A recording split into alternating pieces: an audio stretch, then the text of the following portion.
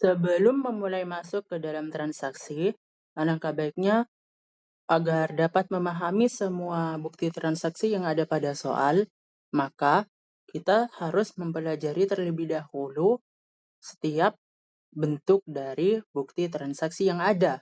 Karena jika tidak, kadang akan merasa kebingungan dalam menentukan nota tersebut merupakan transaksi jenis apa. Maka agar lebih memudahkan di sini, harus diketahui terlebih dahulu bentuk dari setiap nota-nota yang ada yang kemungkinan akan muncul ke dalam soal UKK nanti.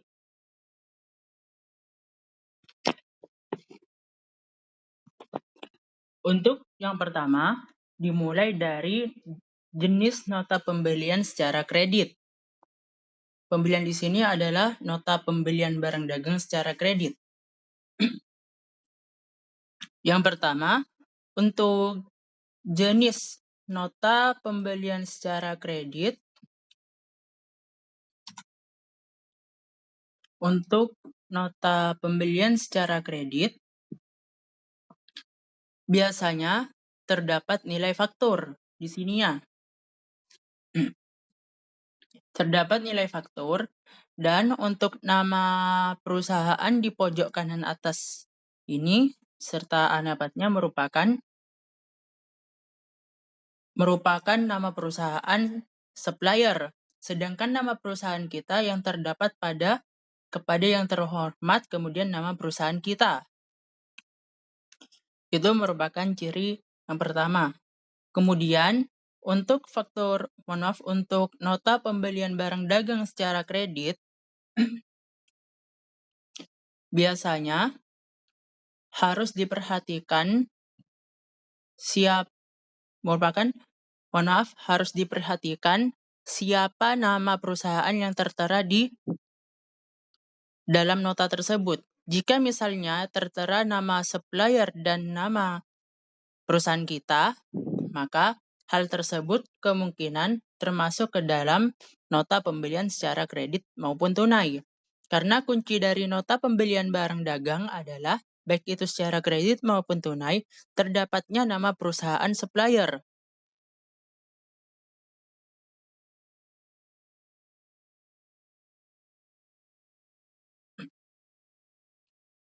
Ciri yang pertama dan harus diperhatikan adalah harus terdapat nama supplier.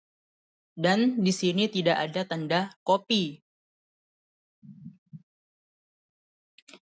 Sehingga saat membaca data perusahaan harus diingat betul-betul siapa saja yang menjadi supplier kita.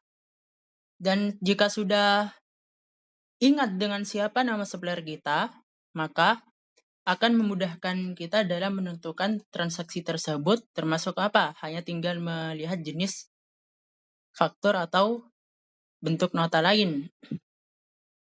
Karena jika terdapat nama supplier, itu sudah pasti kemungkinan merupakan transaksi pembelian barang dagang secara kredit maupun tunai, maupun transaksi retur pembelian. Maka dapat diperhatikan pada transaksi di layar yang contoh transaksi kedua ini. Di sini tidak ada tidak ada keterangan seperti bukti transaksi yang kedua. Namun kata kuncinya adalah seperti tadi, harus melihat siapa nama suppliernya di sini. Seperti itulah kuncinya. Dan selain itu, biasanya untuk transaksi pembelian barang dagang secara kredit maupun tunai, di sini perusahaan kita ya sebagai pembeli, kata kuncinya adalah hal tersebut. Sama dengan pada nota kedua, yakni kepada yang terhormat nama perusahaan kita. Dan pada nota yang pertama harus tertera pembeli adalah nama perusahaan kita. Maka itulah kata kunci yang kedua untuk memahami nota pembelian barang dagang secara kredit. Sehingga harus diperhatikan siapa perusahaan yang tertera untuk nota perusahaan pembelian secara kredit ataupun tunai, maka harus terdapat nama perusahaan kita serta nama perusahaan supplier. Yang kedua, jika merasa kesulitan, maka kita sebagai perusahaan yang membeli maka harus tertera sebagai pembeli maupun di sini termasuk ke dalam kalimat kepada yang terhormat nama perusahaan kita karena kita sebagai pembeli. Lalu kemudian akan masuk ke nota penjualan secara kredit.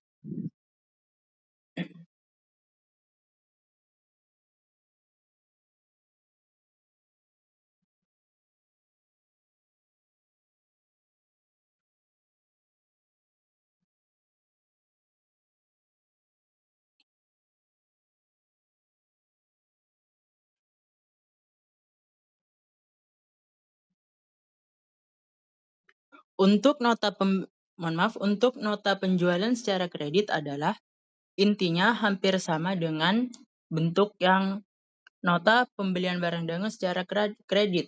Namun bedanya jika di pojok kanan atas ini, di pojok kiri atas ini merupakan nama supplier pada nota pembelian barang dagang secara kredit, sedangkan jika nota penjualan secara kredit, maka nama perusahaan kita yang akan berada di pojok kanan atas. Sedangkan untuk ditujukan nota ini adalah untuk kepada bagian kepada yang terhormat merupakan nama supplier, merupakan nama customer. Sehingga perbedaannya untuk nota pembelian barang dagang secara kredit itu hanya tersedia atau hanya terdapat nama perusahaan, yakni nama perusahaan kita sebagai pembeli dan nama perusahaan supplier. Sedangkan pada nota penjualan secara kredit maupun tunai terdapat untuk nota penjualan secara kredit terdapat dua perusahaan, yakni perusahaan kita yang sebagai penjual serta perusahaan customer sebagai pembelinya. Kemudian di sini biasanya untuk nota penjualan secara kredit ini terdapat kata tambahan, yakni kopi. Jika diperhatikan, untuk nota pembelian barang dagang secara kredit, di sini tidak ada tanda kopi. Sedangkan untuk nota penjualan secara kredit, di sini terdapat tanda kopi. Sehingga hal itu yang membedakan. Kemudian, dari segi beban angkutnya. Jika nota pembelian secara kredit nanti terdapat kata freight paid sehingga ini merupakan nota pembelian. Kemudian, jika penjualan secara kredit di sini adalah freight collect. Itu pun sangat berbeda kalimatnya. Sehingga dapat disimpulkan perbedaan yang paling mencolok jika penjualan secara kredit yakni terdapatnya freight collect, lalu terdapat tanda kopi di sini, dan untuk di pojok kiri atas merupakan nama perusahaan kita. Lalu untuk nota pembelian barang secara kredit, untuk beban angkutnya atau biaya angkutnya merupakan freight paid. Kemudian tidak ada tanda kopi di sini pada pojok kanan atas, dan pada kiri atas merupakan atau tertera nama perusahaan supplier. Kemudian jika misalnya terdapat nota pembelian barang dagang secara kredit, maka untuk nomornya akan masuk ke bukti kas keluar, yang dimana akan dibahas di bagian berikutnya setelah jual tunai. Kemudian setelah nota penjualan secara kredit terdapat nota penjualan secara tunai.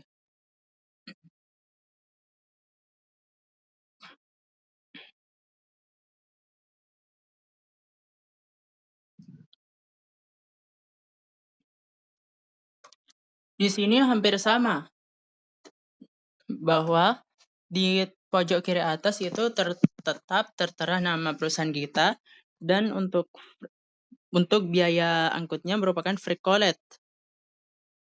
Namun yang tanda paling jelasnya adalah di sini Tanda paling jelasnya adalah terteranya kalimat nota kontan.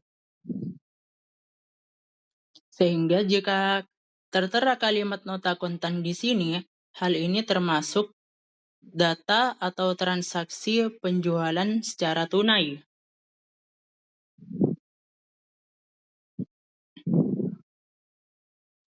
Sehingga jika terdapat nota penjualan secara tunai yang ditandai dengan nota kontan, maka harus dijurnal di jurnal penerimaan kas.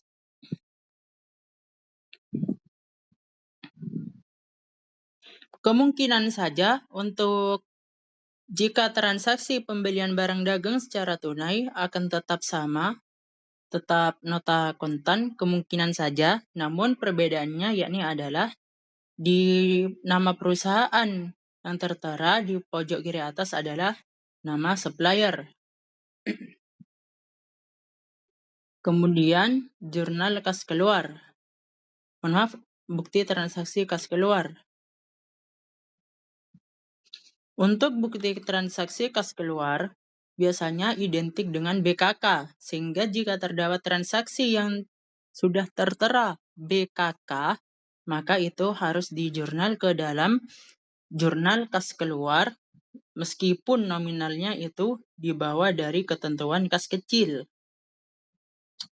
Sehingga dapat disimpulkan untuk nota pengeluaran kas akan ditandai dengan BKK atau cek bank ini untuk lalu terdapat kalimat pembayaran. Kemudian jika jika terdapat hanya nota pembayaran seperti cek saja,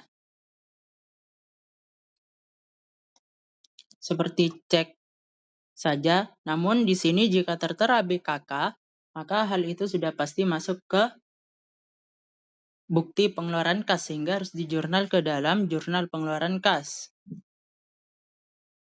Nah, contohnya seperti ini, yang tidak diketahui ini transaksi tentang apa, namun karena di sini terdapat BKK, terdapat tanda BKK di sini, maka hal ini sudah pasti bukti pengeluaran kas.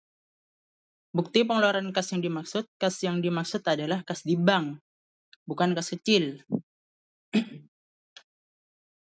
Sehingga untuk kas keluar atas bukti transaksi kas keluar pasti akan ditandai dengan BKK. Lalu kemudian masuk ke kas kecil. Untuk kas kecil di sini biasanya ditandai dengan huruf V, sehingga setiap transaksi yang terdapat kode V-nya dan tertera kalimat atau pernyataan voucher kas kecil di sini, maka hal itu sudah pasti masuk ke dalam jurnal kas kecil. Meskipun di sini tidak ada tanda voucher kas kecil, namun terdapat nomor V di sini pada nota, maka hal itu sudah pasti termasuk ke transaksi pengeluaran kas kecil. Meskipun V di sini berbeda-beda penulisannya, tapi tetap terdapat tanda V, maka akan masuk ke dalam transaksi pengeluaran kas kecil. Seperti itu. Lalu masuk ke retur penjualan atau nota dari retur penjualan. Untuk retur penjualan biasanya tetap sama, identik dengan nota penjualan secara kredit. Hanya bedanya jika pada penjualan secara kredit di sini tertanda faktur dan terdapat tanda kopi, bedanya pada retur penjualan di sini tertera sebagai nota kredit dan terdapat tanda kopinya di sini. Dan terdapat nama perusahaan kita, tetap terdapat nama perusahaan kita di pojok kiri atas dan yang ditujukan kepada customer kita maksudnya. Sehingga untuk mengetahui suatu bukti transaksi adalah retur penjualan, terdapat kalimat nota kredit yang terdapat tanda kopi di pojok kanan atas, kemudian di pojok kiri atas terdapat nama perusahaan kita yang dimana di dalam bukti ini ditujukan kepada customer kita. Lalu pada retur pembelian beda. Tetap sama di sini nota kredit bedanya. Mohon maaf, samanya di sini tetap nota kredit, namun perbedaannya pada retur pembelian di sini tidak terdapat kata kopi, sedangkan pada retur penjualan terdapat kata kopi. Yang dimana di nota kredit pembelian atau transaksi retur pembelian tidak ada kata kopi di pojok kanan atas, sehingga sangat berbeda. Kemudian, di pojok kiri atasnya merupakan nama supplier, sedangkan pada retur penjualan di pojok kiri atasnya adalah nama perusahaan kita. Lalu kemudian pada isi bukti ini ditujukan kepada perusahaan kita, sedangkan di retur penjualan ditujukan kepada customer, lalu di retur pembelian ditujukan kepada perusahaan kita, dan di pojok kiri atas merupakan nama perusahaan si supplier. Dan di sini tidak ada kata copy atau kalimat copy seperti retur penjualan sebelumnya. Sangat terlihat perbedaannya di sini. Lalu masuk ke bukti penerimaan kas. Untuk bukti penerimaan kas itu sangat identik dengan identik dengan kode BKM atau bukti kas masuk. Sehingga jika terdapat nota yang terdapat nomor BKM atau kalimat BKM di sini, seperti pada contohnya, contoh di monitor ini, maka hal itu pasti akan masuk ke dalam bukti penerimaan kas. Sehingga perbedaannya dengan